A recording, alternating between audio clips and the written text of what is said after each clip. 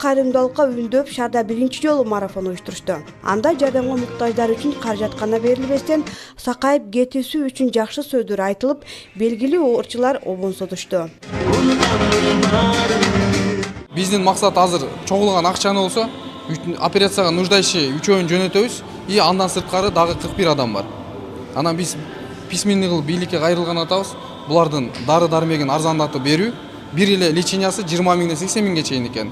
Анан дагы биздин максат бийликтен кайрылып, Индия менен Кыргызстан соглашение түзүп, бийлик сураныч ошолорду арзандатып бербесе, карапайым калкка $45,000 акча чогултучакты оорузу күчөп каза болуп калат, көп элечи. Алган колго караганда берген колдун берешендиги, жоомарттык исламда бар экени айтылып, мында каражат тапкандар гана эмес, мектеп окуучулары да жол кирөө үчүн алган акчаларын урнага салып жатышы кыргыздын биримдүүлүгүн, ыймандуулугун айгинеледи. Өзгөчө төкмө акын Идирис Айтбаевдин элге болгон кайрылуусу мындагыларды жандантып, акыркы акчаларына чейин кошусуна түрткү берди.